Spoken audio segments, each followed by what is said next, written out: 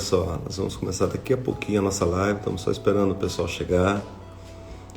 Quero conversar com vocês um pouquinho a respeito daquilo que é o nosso espírito, daquilo que a gente acredita, daquilo que está escrito na Palavra de Deus, daquilo que a gente enxerga como visão, que a gente vê como futuro, como nós cremos que está acontecendo e vai acontecer. Sempre na Palavra de Deus a gente vê pessoas que falavam do futuro, que falavam daquilo que viria a acontecer, pessoas que anunciavam uma terra prometida, uma terra que manava leite e mel, como Moisés.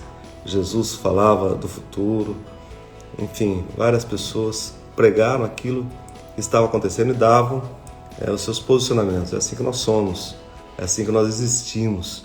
E a gente vai falar umas coisas bem legais aqui, biblicamente, uma visão da igreja e da cidadania. Como que isso surge, qual é o sentimento de Deus para o povo dele. Por que o povo dele era um povo diferenciado e ainda nos dias de hoje é um povo diferenciado, que onde chega você tem pessoas que odeiam. Biblicamente isso aconteceu na história inteira.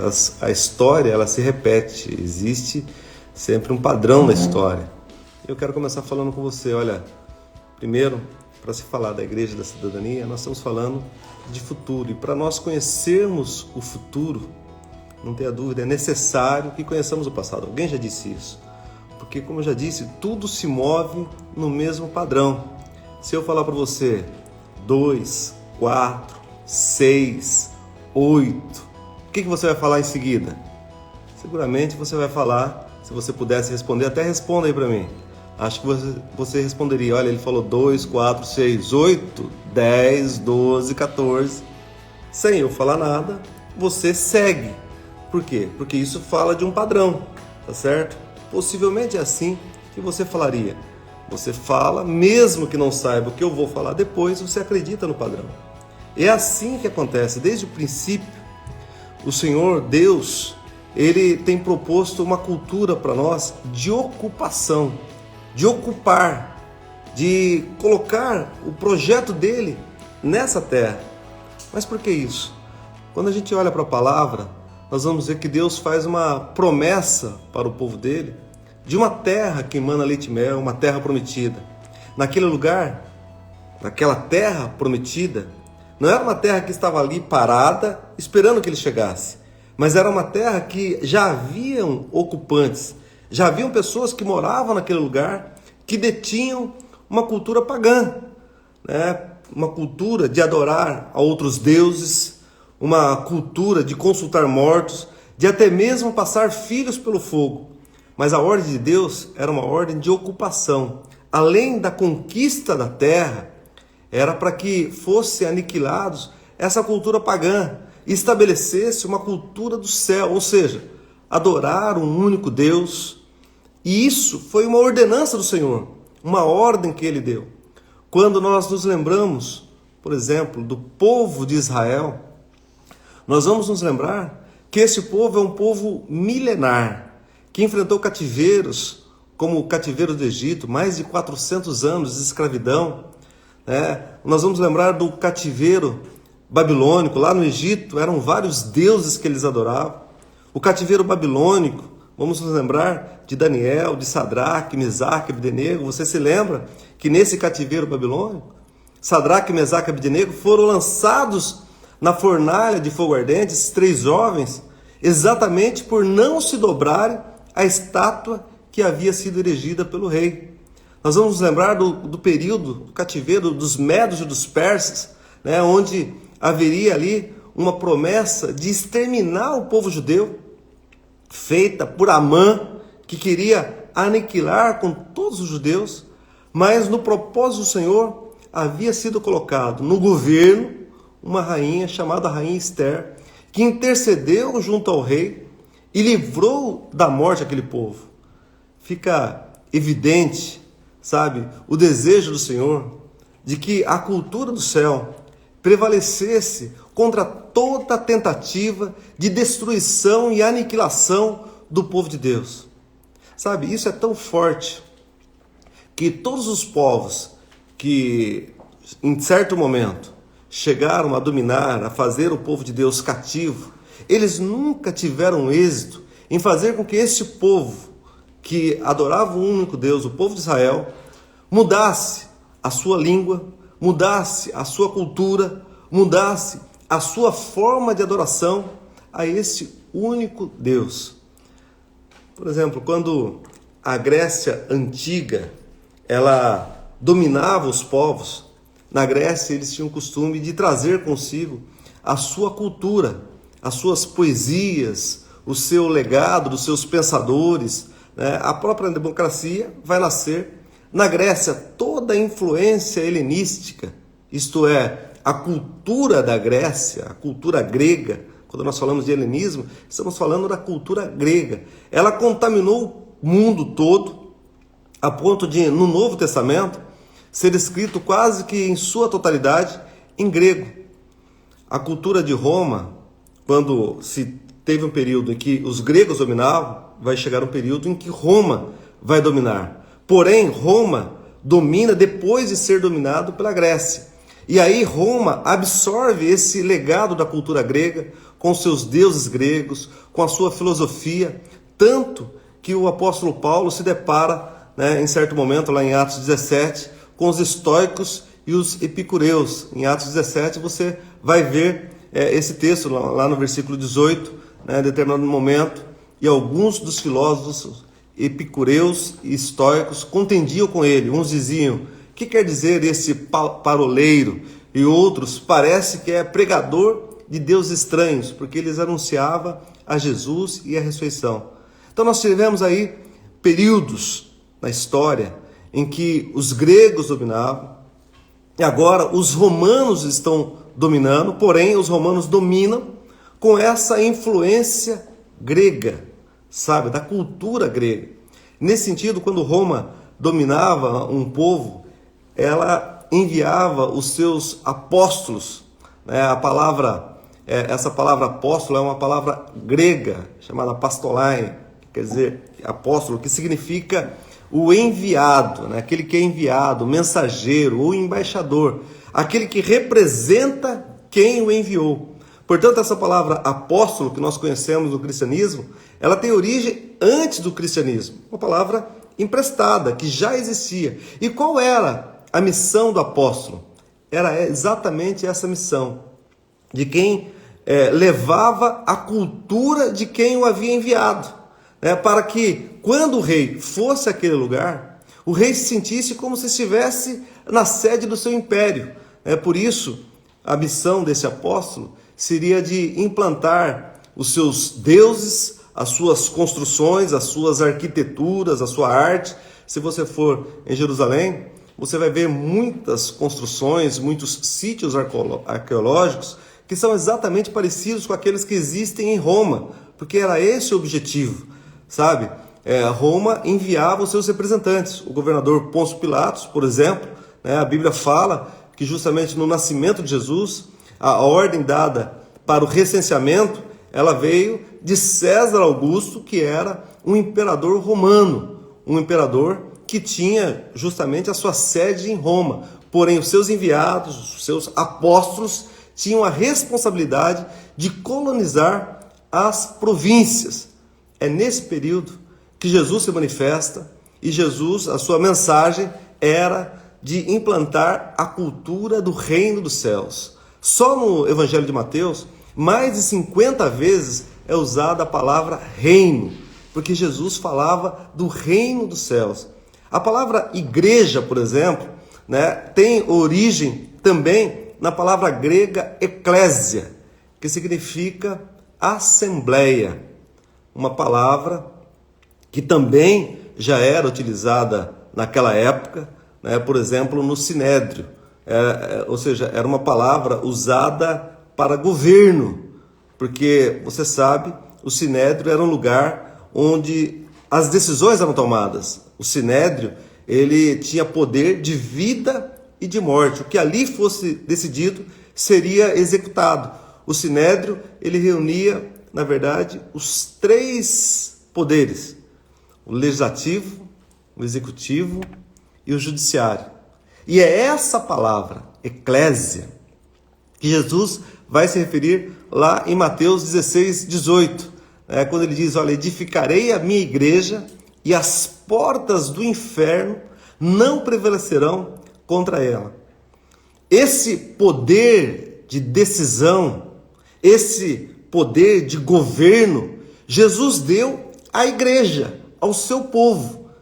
A história vai continuar com os apóstolos, o início da igreja primitiva, que embora Roma imaginasse que ao matar Jesus crucificado, ao perseguir os cristãos, ela imaginava que essa cultura da fé, essa cultura de adoração a um único Deus seria exterminado. E aí aqueles deuses gregos que eles criam iriam continuar, Por isso eles queimaram cristãos, por isso eles lançaram cristãos nas arenas, alguns foram crucificados de cabeça para baixo, outros morreram com lanças, Depois disso vem as inquisições. Só na noite de São Bartolomeu, na França, dezenas de milhares de cristãos foram mortos. Mesmo assim, o cristianismo ele continuou a avançar e invadir as nações.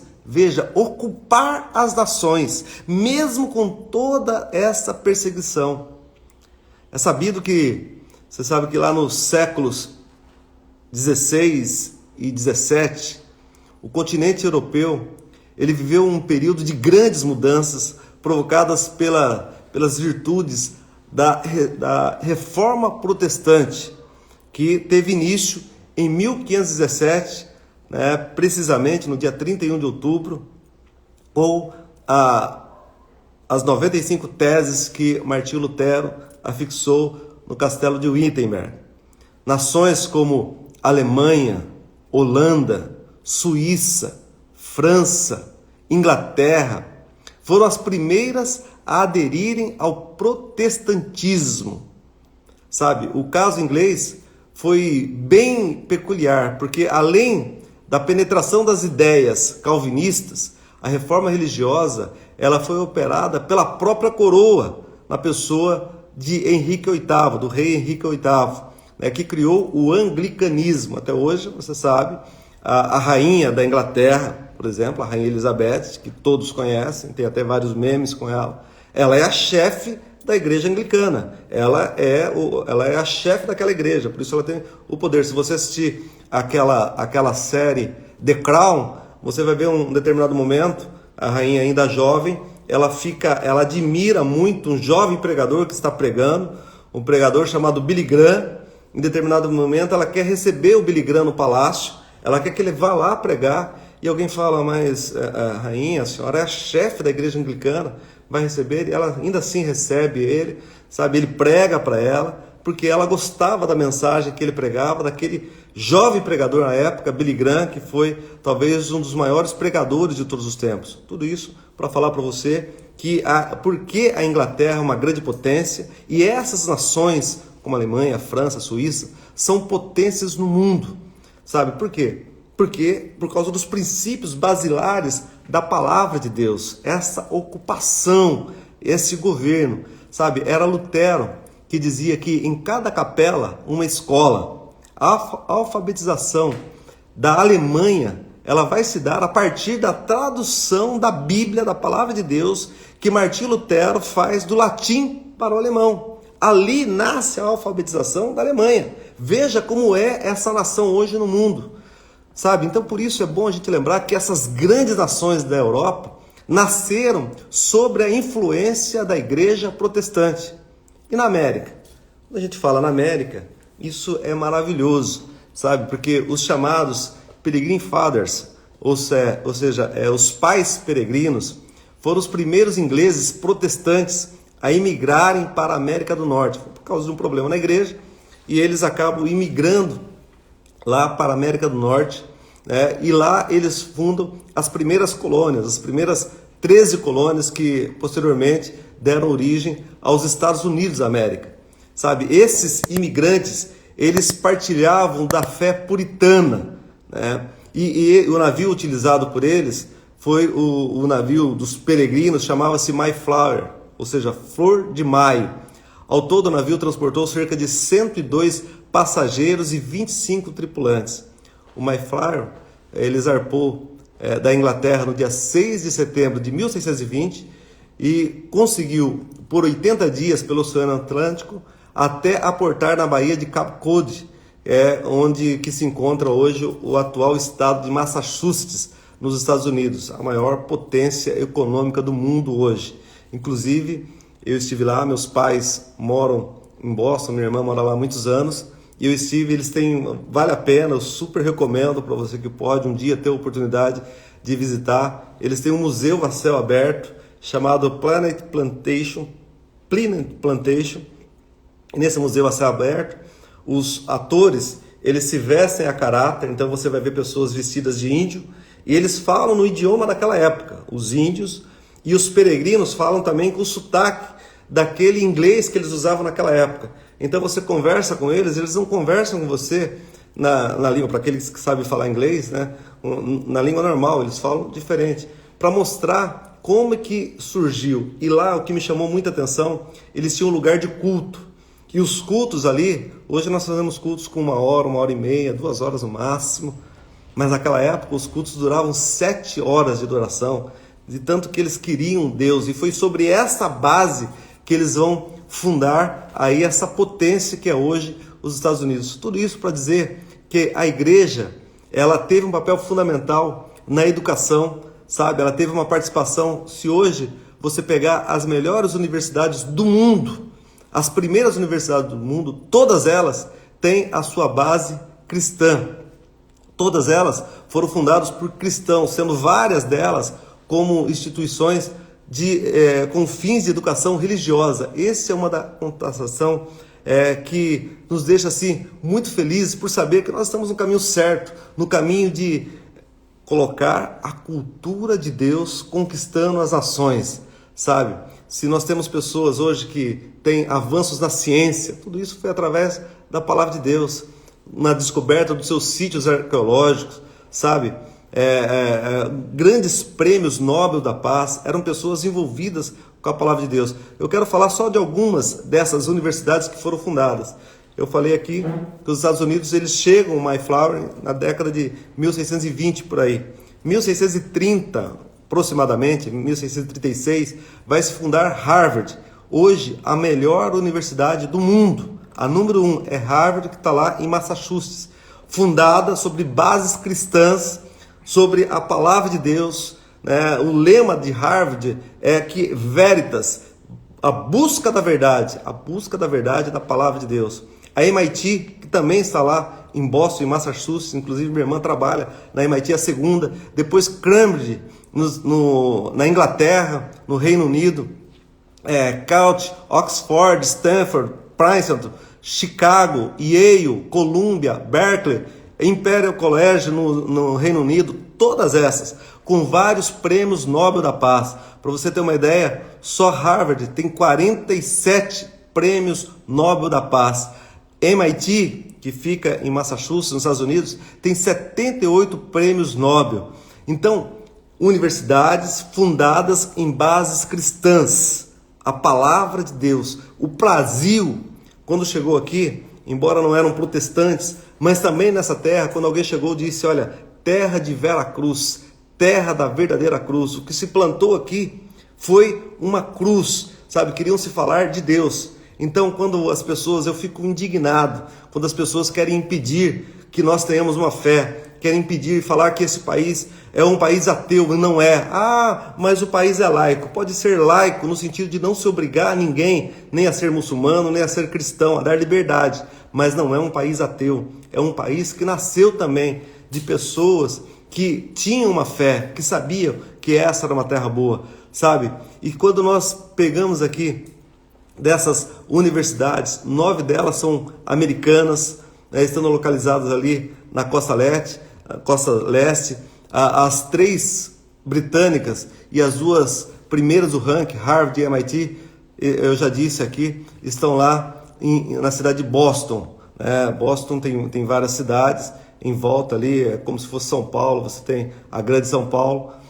E eu quero dizer aqui o seguinte: a igreja, ela atua até mesmo na colonização de nações que se tornaram aí potências mundiais, sabe? Quando a Bíblia diz lá em Gálatas, mas vindo a plenitude dos tempos, Gálatas 4:4, Deus enviou seu Filho, nascido de mulher, nascido sobre a lei. Esse envio, ele retrata aí a estratégia do apostolado aplicado por Jesus, ele mesmo sendo o grande apóstolo, o enviado, e com seus discípulos, depois os 12 apóstolos, depois milhares e milhões, e hoje nós somos bilhões por todo o mundo, atendendo esse id, né, como um fermento que leveda toda a massa.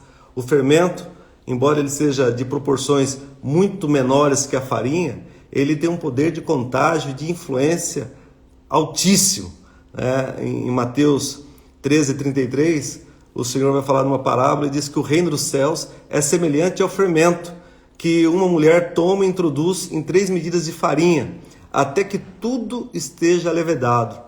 A profecia sobre o reino, até que tudo esteja levedado, fermentado, atingido, o reino de Deus é assim, com seus enviados, ainda que pareça pequeno, com o poder do Espírito Santo, vai levedando.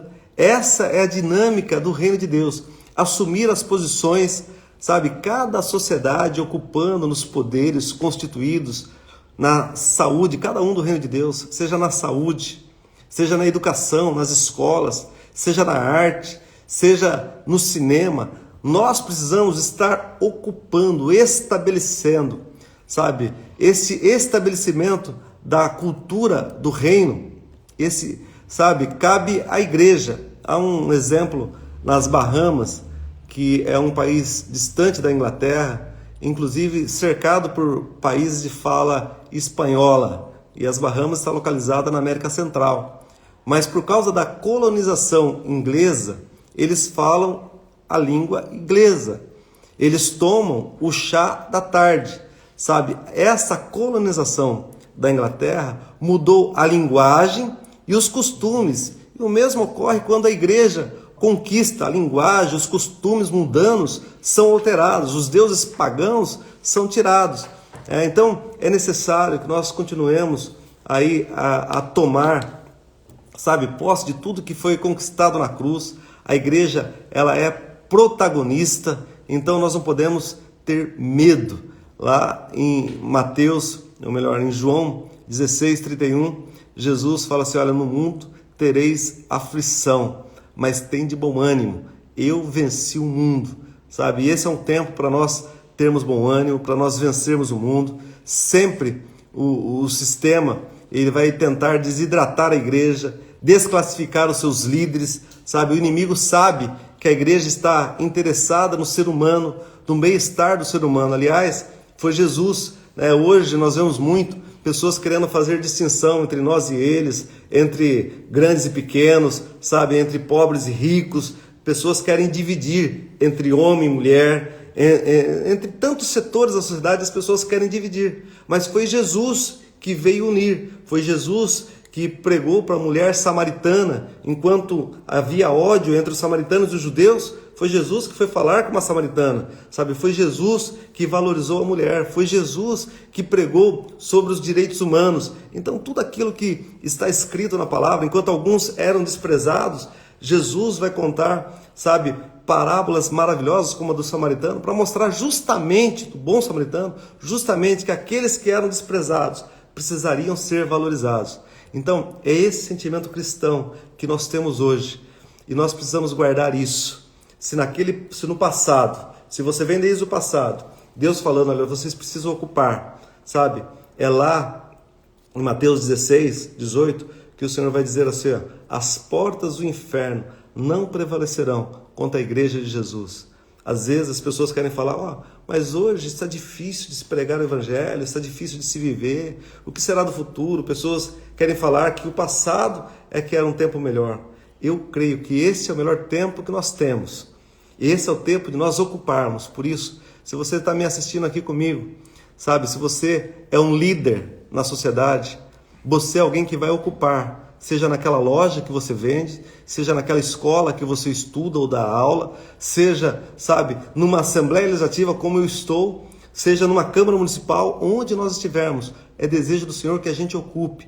Vamos lembrar que quando Deus fala assim, olha, vocês vão ocupar a terra, haviam ali gigantes, Girgazeus, Ferezeus, Eteus, sabe, toda sorte, toda milíade de gigante, mas esse povo precisava conquistar, precisava tirar aqueles deuses pagãos e trazer essa cultura dos céus. Hoje, somos nós que vamos invadir. Quando a Bíblia fala que as portas do inferno não prevalecerão contra a igreja de Jesus, não é uma questão de que a igreja vai resistir ao inferno, mas pelo contrário, a igreja vai invadir, a igreja vai avançar. E é isso que eu creio, que esse é o tempo de nós avançarmos, de nós invadirmos. Era isso que eu queria compartilhar hoje com você. Eu quero ter outras oportunidades para trazer outros temas aqui e para aprofundar mais em cada um dos pontos que a gente falou aqui rapidamente. Então você vai compartilhar, a gente vai salvar, vai deixar para você compartilhar, para você se lembrar. Às vezes as pessoas pensam, olha, apóstolo é uma palavra cristã que surgiu com os apóstolos. Não, já existia. Roma já havia mandado vários apóstolos. Para quê? Para invadir,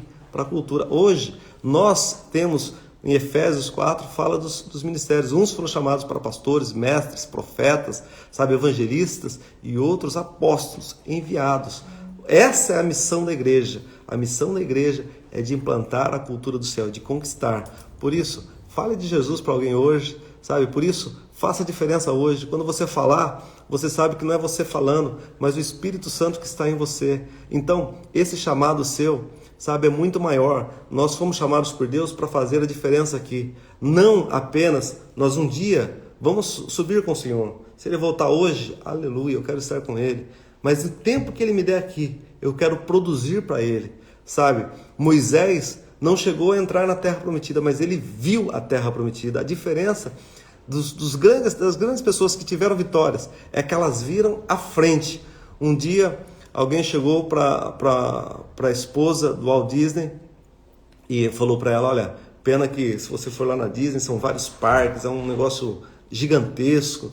E alguém fala para ela assim, olha, pena que ele não viu tudo isso aqui. E aí ela responde, não, ele viu antes de todo mundo. Sabe, as pessoas que vencem na vida, elas veem antes de todo mundo.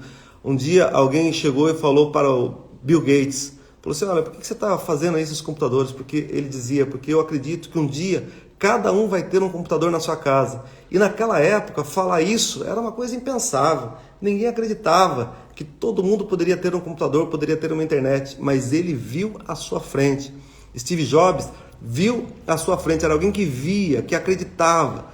Sabe, por isso que as mentes poderosas, as grandes mentes que triunfam, são de pessoas que enxergam o futuro, de pessoas que acreditam naquilo que Deus está colocando no coração delas. Ainda que muitas vezes elas estão perdendo, sabe, perde algumas vezes. Se você vê a história do Elon Musk, hoje o dono da Tesla, um homem multimilionário, você vai ver que por várias vezes, o primeiro grande dinheiro que ele ganha é quando ele inventa o PayPal, o sistema de pagamentos. Né? Ele fica milionário com isso. E de repente ele investe quase todo o seu recurso num sonho de ir para o espaço. Ele primeiro queria pagar as viagens, não valia a pena, ele fala assim, eu vou construir o meu próprio foguete. Ele constrói o primeiro, solta, dispara, explode, perde milhões. Solta o segundo e agora fala, agora vai dar certo. Explode no ar, perde milhões. Agora ele solta o terceiro e fala, não, agora tá tudo certo. E cada foguete desse eram milhões e milhões de dólares. E não dá certo. E aí o quarto ia perder tudo. E ele consegue hoje, ele se não me falha a memória, hoje ele é o homem mais rico do mundo. Já passou, sabe, o dono da Amazon, já passou todos os grandes poderosos aí, porque é alguém que acredita no futuro. Nós acreditamos, nós temos uma promessa colocada no nosso espírito, no nosso coração. Nós temos uma mensagem, nós temos a verdade. Esse povo enfrentou cativeiros, enfrentou escravidão, mas nunca mudou a sua cultura. Eu não sei, quem sabe hoje você tem passado por lutas. E alguém tem falado assim para você, olha, desista de adorar a Deus. Desista de ir para a igreja. Desista, sabe, da sua fé. E eu quero dizer para você que nós somos forjados na batalha, nas tempestades, ainda que você enfrente tempestades, Se você crê que Jesus está no barco da sua vida, você vai passar por tempestades, mas você vai repreendê-la e você vai vencer e vai atravessar do outro lado, em nome de Jesus. Foi uma alegria estar aqui com vocês. Espero que possa ter abençoado vocês aí de alguma forma. Compartilhe. Se você gostou aí, compartilhe com alguns, porque eu penso, é isso que eu acredito, de ocupação. Eu acredito que nós temos que ocupar, e por isso a Igreja Quadrangular tem essa visão de ocupar postos, de estar inserida, seja na escola, seja nas câmaras municipais, seja no Congresso Nacional, seja no Poder Judiciário. Esses dias eu encontrei um desembargador que frequenta a nossa igreja, a Igreja Quadrangular, lá de Piracicaba, do meu amigo pastor Cezinha, sabe? Um desembargador crente, servo de Deus, fiel. E é isso. Às vezes a gente pensa, mas essas pessoas não estão na igreja. Estão, são fervorosos. Nós temos juízes, desembargadores, nós temos deputados. A Bíblia diz assim, há santos na casa de César. Então, sabe, se você não puder falar bem, não critique, sabe? Deixa que Deus é Senhor da guerra, sabe? Isso é tão forte que por pessoas que deixaram de que a cultura de Deus prevalecesse, e foi exatamente isso que derrubou o reinado de Saul, porque em determinado momento Deus havia dado uma ordem e falou assim, limpa tudo, tira tudo que não provém, tira tudo, e ele quis poupar algumas coisas, e aí isso lhe custou o reino, sabe? Mas alguém que, embora possa ter errado tanto, mas era alguém que era fiel, era sincero de coração, como Davi, a Bíblia chama ele de segundo o coração de Deus. Então guarda isso, vamos estar juntos, sabe? Nós temos história, nós temos legado e existe um padrão, Deus está fazendo, tá bom? Um beijo no seu coração, Deus abençoe abundantemente, em nome de Jesus. Fique com Deus, tchau, tchau.